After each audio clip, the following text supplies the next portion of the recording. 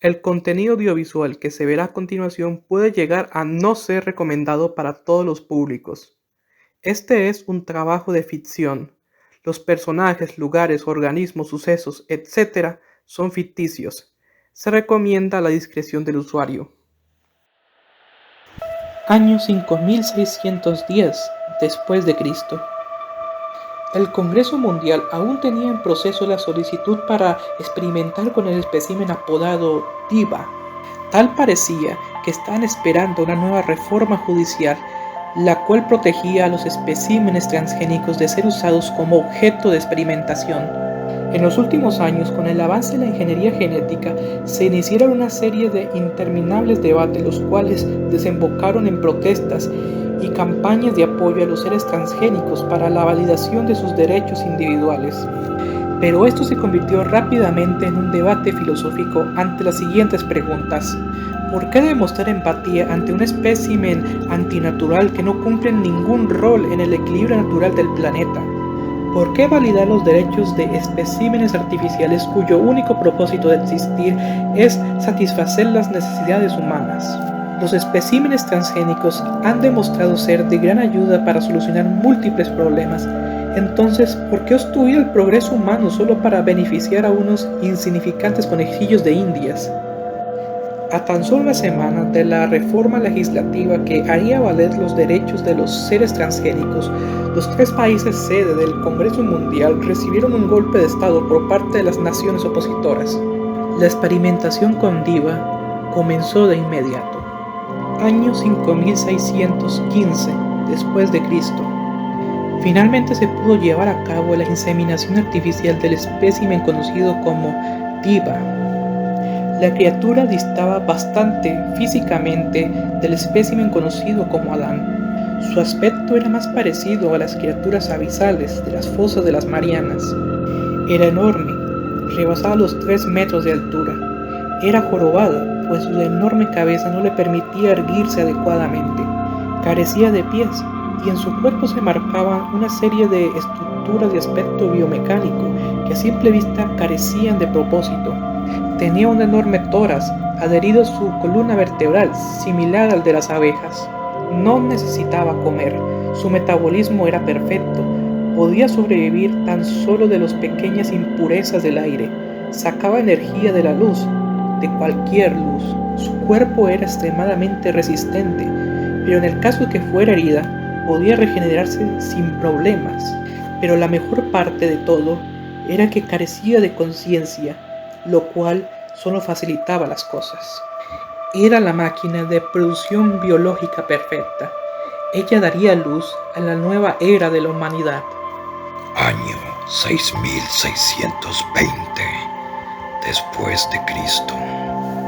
Diva dio a luz sin descanso a especímenes muy similares a Adán, pero todos nacieron muertos. Los cadáveres fueron usados como objetivo de investigación. Su análisis demostró que poseían características por mucho superiores a las humanas.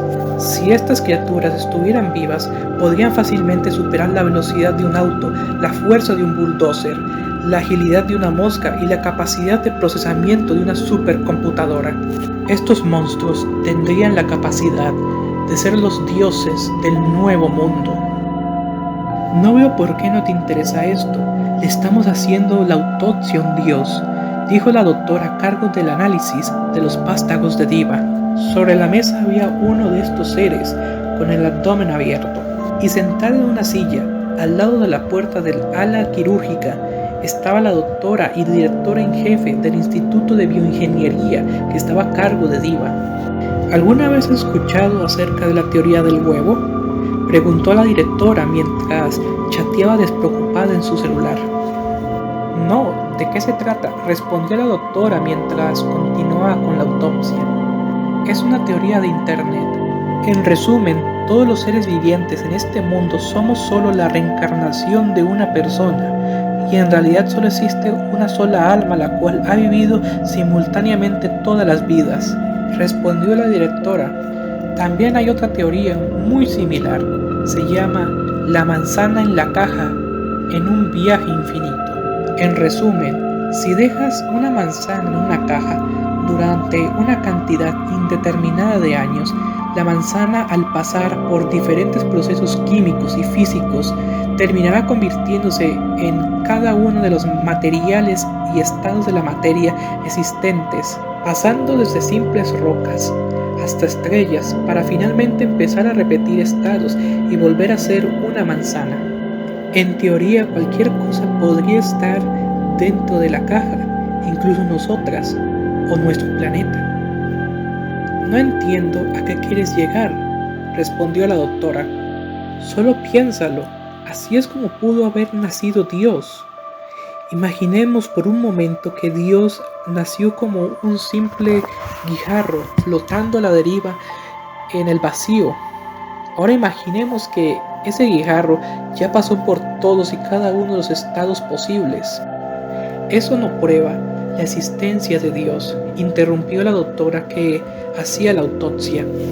Ahora, continuó la doctora, pero esta vez con una sonrisa un tanto inquietante, mientras seguía inmersa en su celular.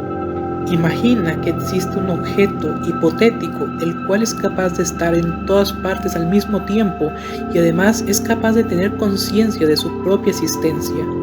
Llamémoslo el corazón del cosmos. Ahora imagínate que ese pequeño guijarro en su infinito camino fue capaz de convertirse en ese objeto, fue capaz de convertirse en el corazón del cosmos. Eso daría origen al Big Bang y al mismo tiempo ese guijarro se convertiría en Dios, capaz de saberlo todo, verlo todo, escucharlo todo y sentir todo, gracias a que ya fue ese objeto, o mejor dicho, está siendo ese objeto en este preciso instante y es consciente de ello. En teoría, nosotros los humanos, dentro de algún futuro muy distante, nos convertiríamos en Dios. La doctora soltó sus pinzas al sentir el escalofrío que le causó las palabras de la directora. Ten cuidado, no puedes desconcentrarte. Al fin de cuentas, estás haciéndole la autopsia a un Dios, ¿no es así? Pronto la humanidad descubrió cómo sacarle provecho a los vástagos muertos de Diva. La bioingeniería avanzó a tal punto que se pudo revitalizar los vástagos y pasar la conciencia de una persona viva a ese cuerpo resucitado. A este proceso se le conoció como procesos de deutransmutación transgénica. Al principio, solo las personas más importantes de la élite mundial, aquellas personas de las cuales ni siquiera había registro de su existencia, pudieron recibir tratamiento, o al menos por un tiempo.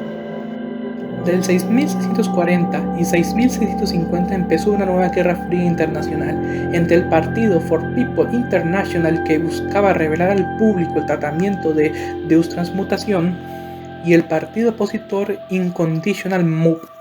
Al final, la campaña de espionaje internacional le dio la victoria de la Guerra Fría a For People International. El tratamiento de deutransmutación transgénica fue revelado al público y pronto estuvo disponible para cada vez más personas. Llegado el fin del año 6659, empezó una nueva línea cronológica que se le conoció como la Era de Diva.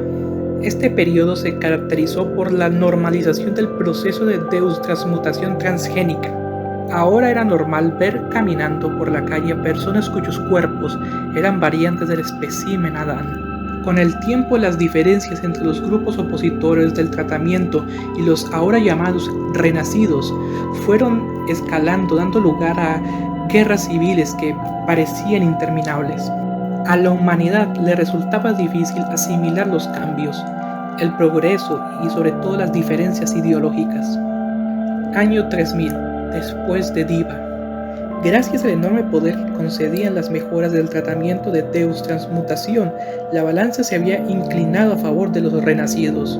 Las pocas células opositoras que quedaban empezaban a reducirse para ser sometidas al tratamiento de deutransmutación.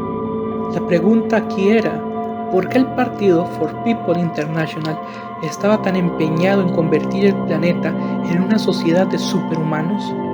La respuesta era sencilla.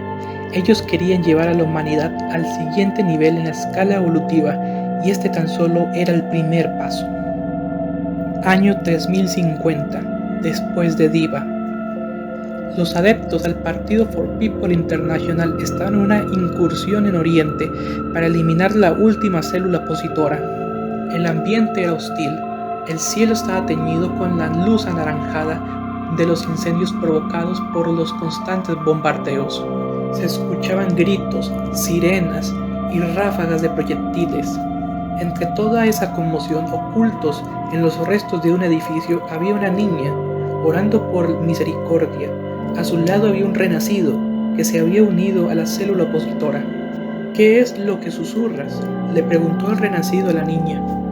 La niña abrió los ojos mientras intentaba limpiarse las lágrimas con sus manos. «No es nada, es solo una vieja costumbre de los antepasados», respondió. «¿Costumbre?», preguntó el renacido. «Sí, se le llama oración. Es una forma de hablar con aquel llamado Dios. Se supone que es alguna especie de entidad superior que es capaz de conceder deseos», contestó la niña. «¿Y eso en verdad funciona?», continuó el renacido. «No, solo es una forma de ayudarnos a no perder los estribos. Entonces yo también oraré». Sin dejar de terminar sus palabras, una enorme explosión arremetió contra los edificios en el que se escondían aquellas dos almas. El renacido, gracias a su proceso de aumentación física, pudo sobrevivir. Entonces empezó a salir de entre los restos, pero la pequeña niña no tuvo la misma suerte. Un charco de sangre se escurría por debajo de los escombros. El renacido se apuró a levantarlos, pero ya era demasiado tarde. La niña daba sus últimos alientos. El renacido la tomó en sus brazos. La niña, usando sus últimas fuerzas, susurró sus últimas palabras. Dios mío, ¿por qué me has abandonado?». La niña pereció, y dentro del renacido floreció una emoción que se creía perdida. Él sintió dolor. Así el renacido soltó un grito descomunal que retumbó en el cielo y en la tierra, manchados con el egoísmo del hombre. Los restos de la niña empezaron a disolverse en una sustancia oscura, viscosa y burbujeante como el alquitrán. Los soldados del Partido for People International encontraron al renacido insurgente gracias a su grito y lo acribillaron en el acto. Nadie le tomó importancia a la sustancia en sus manos. Lo que la humanidad nunca supo fue que ese fue el nacimiento del verdadero hijo bastardo del hombre, aquello que carece de alma y de entendimiento.